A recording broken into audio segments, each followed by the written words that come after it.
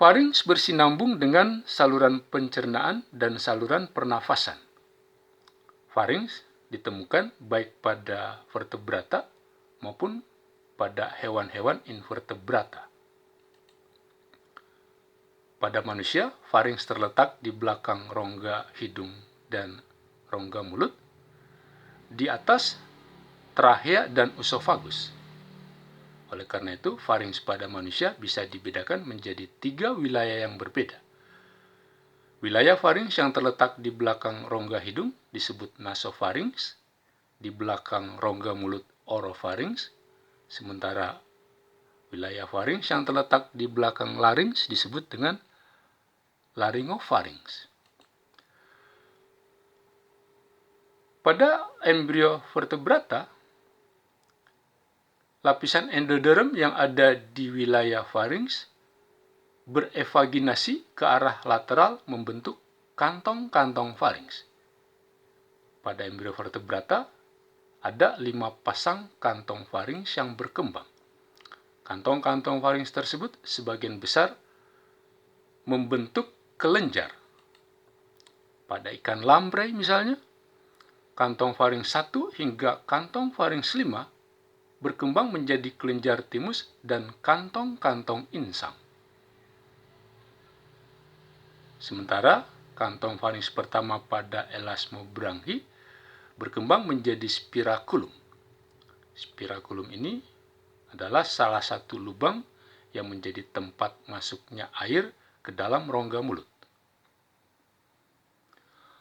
Pada Urodela, Anura hingga Mamalia, kantong farinks pertama berkembang menjadi tuba auditoris, saluran yang menghubungkan rongga telinga tengah dengan lingkungan sekitarnya.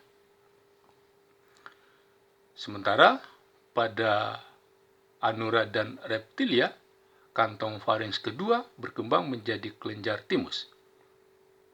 Pada Mamalia, kantong farinks kedua ini justru berkembang menjadi tonsil palatinum.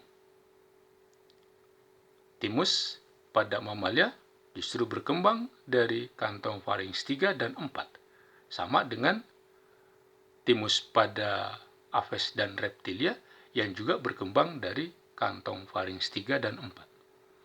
Kantong farinks 5 berkembang menjadi struktur yang disebut dengan ultimobranchial body. Ultimobranchial body yang berkembang dari kantong farinks 5 ditemukan mulai pada elasmobranchi, Urodela hingga Mamalia. Pada Mamalia, ultimobranchial body berkembang menjadi sel-sel parafolikular. Sel-sel parafolikular ini ikut menyusun jaringan kelenjar tiroid.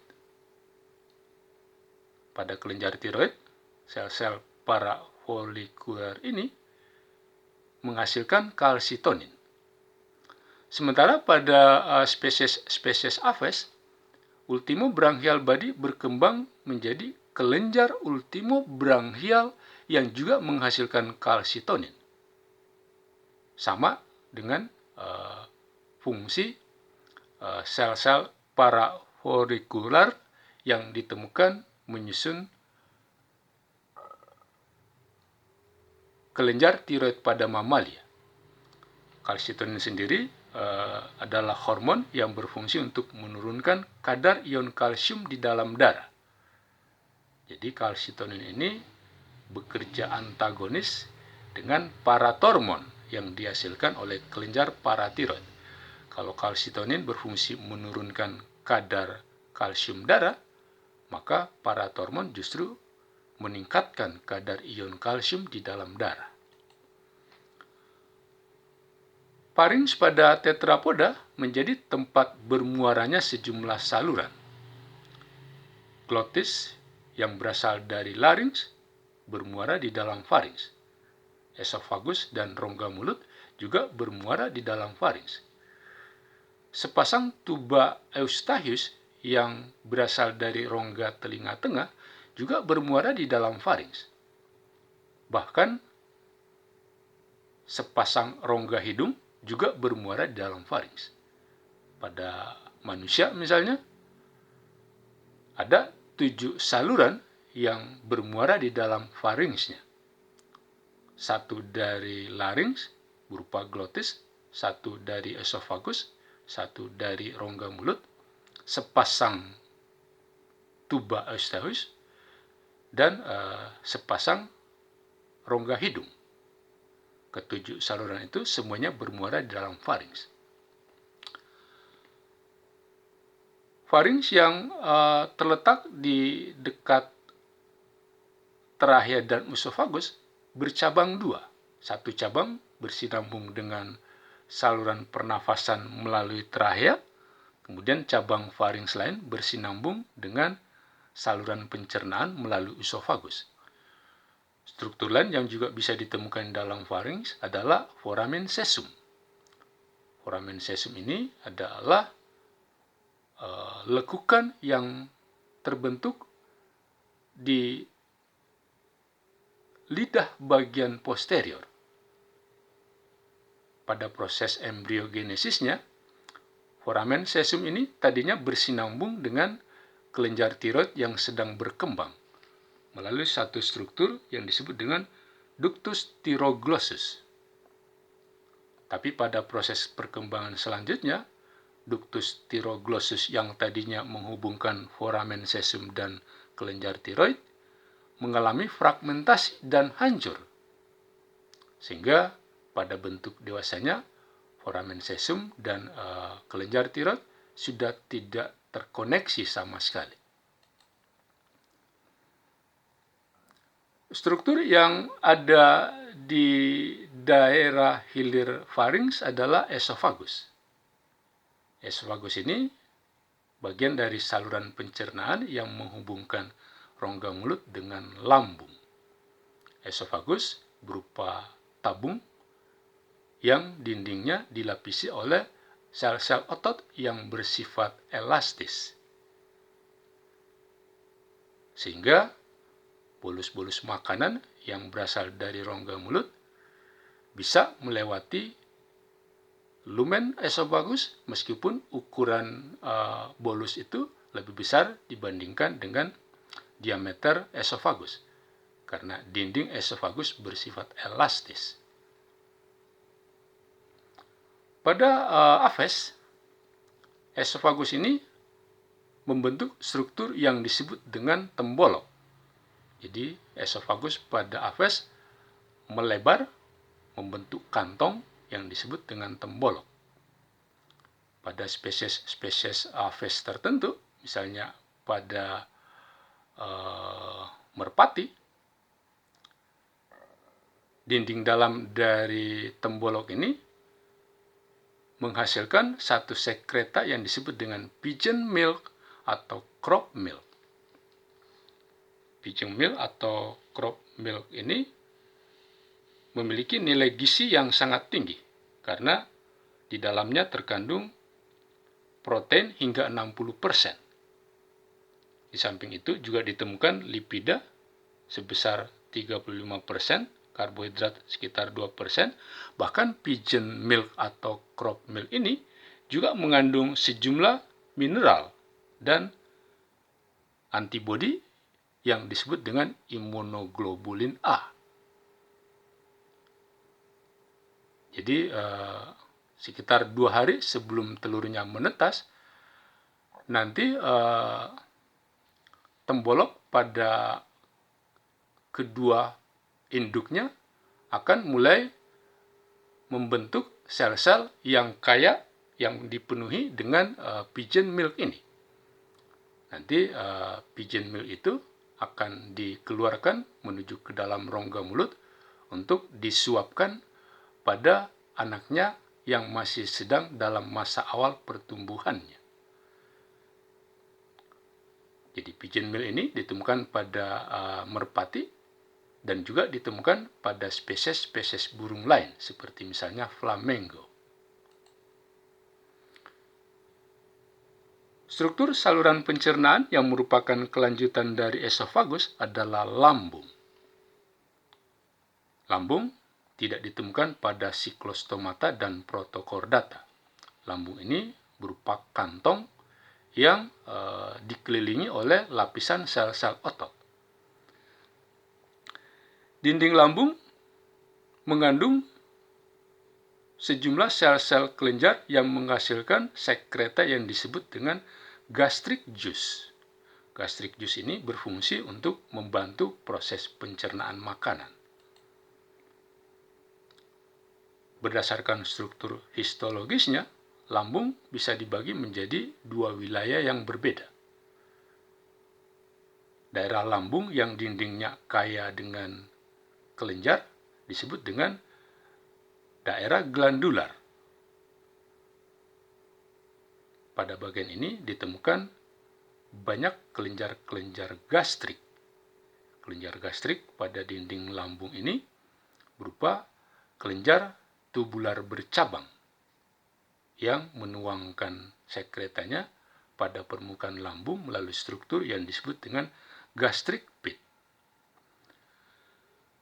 Wilayah lambung yang lain disebut dengan wilayah non-glandular, karena pada dinding lambung di bagian ini tidak terkandung sel-sel kelenjar.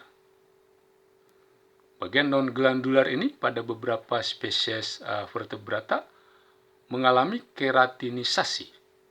Jadi permukaannya dilapisi oleh lapisan sak tanduk. Di samping itu, dinding lambung yang biasanya berupa lapisan otot polos pada beberapa spesies mengalami penebalan membentuk struktur yang disebut dengan gizzard. Daerah glandular lambung bisa dibagi menjadi 3 wilayah yang berbeda, yaitu cardia, fundus, dan pylorus. Cardia dan fundus adalah wilayah lambung yang diameternya sempit, mengandung sejumlah kelenjar yang berfungsi untuk menghasilkan sekreta. Pada dinding kardiak terdapat kelenjar kardiak, mengandung sel-sel yang berfungsi menghasilkan lendir. Kardiak ini hanya ditemukan pada spesies mamalia. Sementara dinding pylorus yang bersinambung dengan usus halus juga mengandung kelenjar yang disebut dengan kelenjar pylorus. Kelenjar pylorus ini menghasilkan sekreta yang berfungsi untuk menetralkan pH makanan yang akan menuju ke dalam usus halus.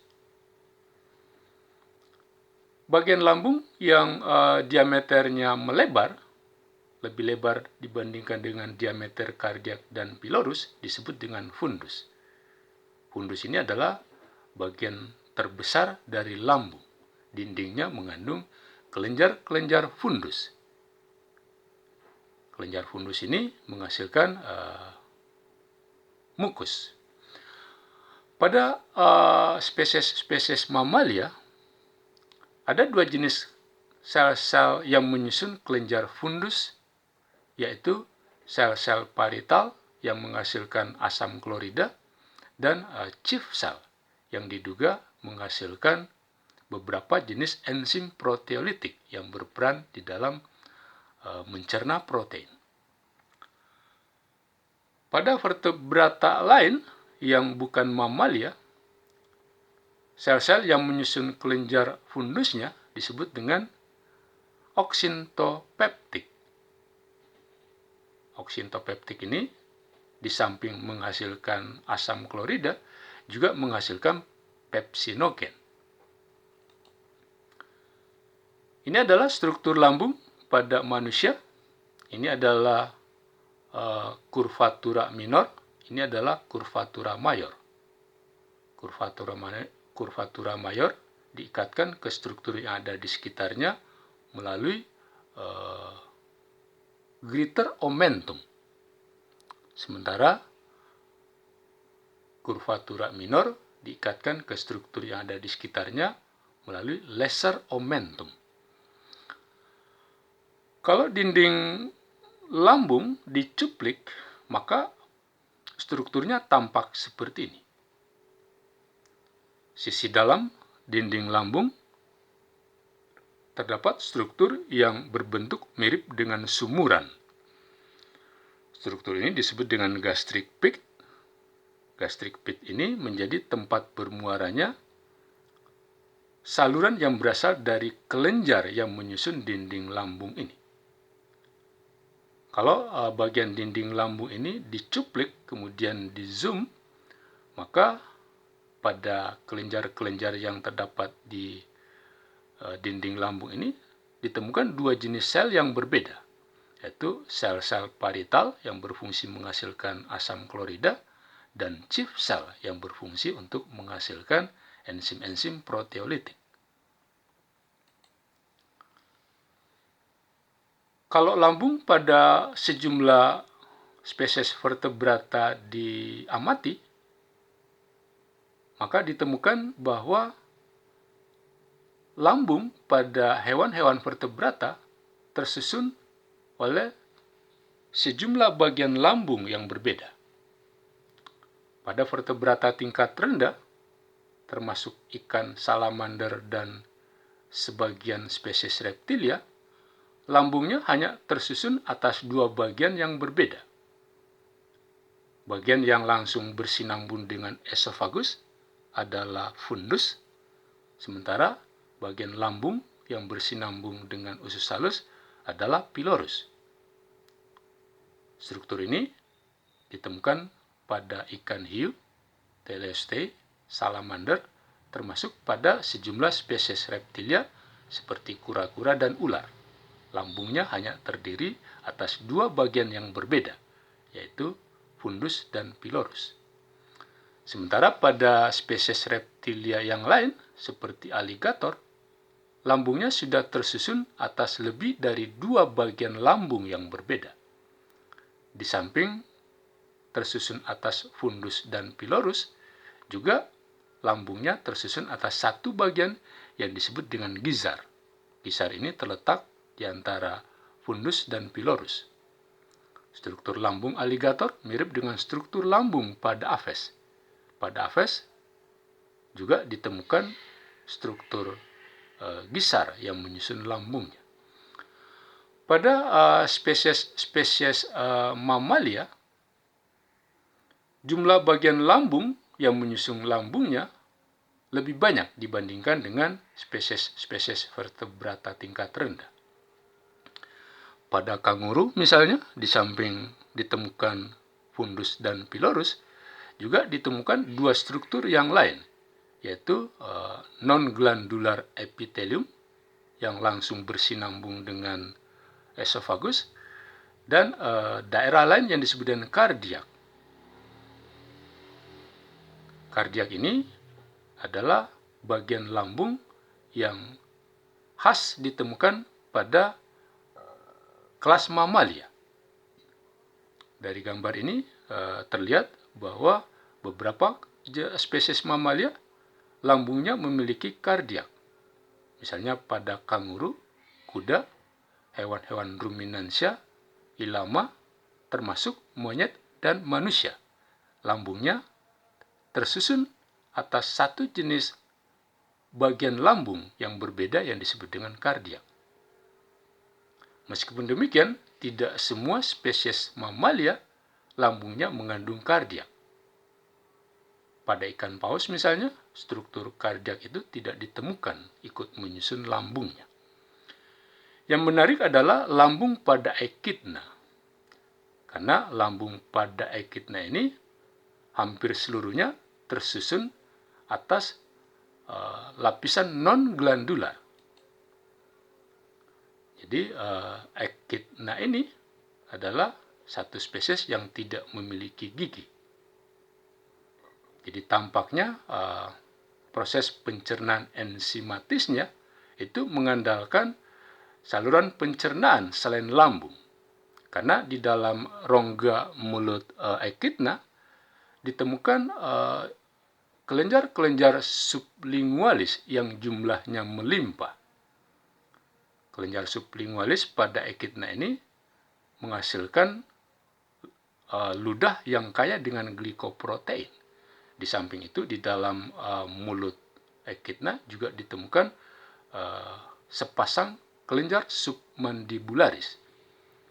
Kedua kelenjar ini diduga berfungsi untuk membantu proses pencernaan enzimatik yang terjadi di dalam mulut, karena proses tersebut tidak bisa terjadi di dalam lambungnya, karena dinding lambungnya bersifat non-glandular. Hasil penelitian menunjukkan bahwa pH lambung Echidna sangat tinggi, mencapai 6,2.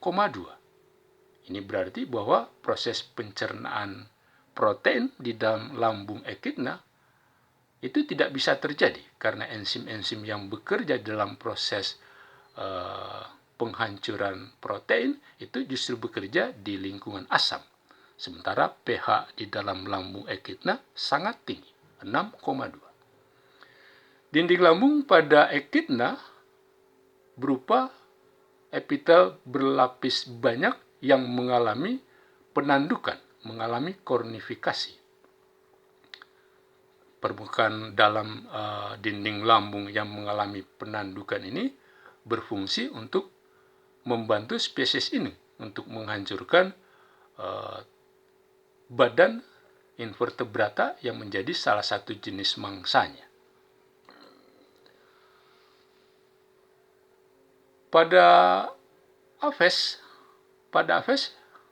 saluran pencernaannya mengandung sejumlah struktur yang berbeda dibandingkan dengan spesies-spesies vertebrata yang lain.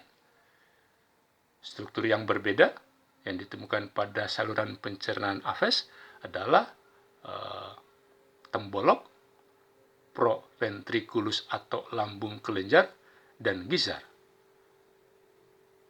Dinding proventriculus mengandung sejumlah sel-sel kelenjar yang berfungsi untuk menghasilkan sejumlah jenis sekreta yang berfungsi untuk menyederhanakan makanan sebelum makanan tersebut dikirim ke lambung pengunya atau gizzard. Gizzard sendiri biasanya lumennya mengandung partikel-partikel padat berupa pasir atau kerikil yang berfungsi membantu proses penghancuran makanan yang terdapat di dalam lambung pengunya. Pada hewan-hewan ruminansia, lambungnya terdiri atas 4 bagian yang berbeda, yaitu rumen, retikulum, omasum, dan abomasum. Pada saat hewan ruminansia makanannya dikunyah di dalam rongga mulut dengan bantuan gigi dan ludah. Makanan tersebut dikunyah menjadi struktur yang masih kasar. Nanti makanan yang masih kasar itu didorong masuk ke dalam rumen supaya bercampur dengan enzim-enzim proteolitik dan enzim-enzim pemecah karbohidrat yang dihasilkan oleh bakteri dan protozoa yang terdapat di dalam rumen. Nanti kemudian makanan yang ada di dalam rumen akan didorong masuk ke dalam retikulum. Di dalam retikulum makanan akan diaduk dengan bantuan dinding retikulum sehingga makanan tersebut membentuk gumpalan-gumpalan yang disebut dengan bolus. Bolus tersebut nanti kemudian dikembalikan ke dalam rongga mulut untuk dikunyah lagi, sehingga bolus tersebut membentuk struktur yang lebih halus. Nanti kemudian bolus itu akan ditelan masuk ke dalam omasum. Di dalam omasum, bolus-bolus makanan tersebut dicerna lebih lanjut dengan menggunakan enzim yang terdapat di dalam lumen omasum. Di samping itu, di dalam omasum juga terjadi proses penyerapan cairan yang terkandung di dalam bolus, sehingga kadar air yang terdapat di dalam bolus akan turun. Makanan yang terdapat di dalam omasum kemudian didorong masuk ke dalam abomasum. Abomasum ini adalah perut yang sesungguhnya, karena dinding abomasum mengandung banyak kelenjar-kelenjar lambung yang menghasilkan enzim dan mukus yang berfungsi untuk melakukan pencernaan secara kimiawi. Jadi di dalam abomasum, di samping terjadi proses pencernaan kimiawi, juga terjadi proses pencernaan mekanik. Makanan yang sudah dicerna di dalam abomasum nanti akan dikeluarkan menuju ke usus halus.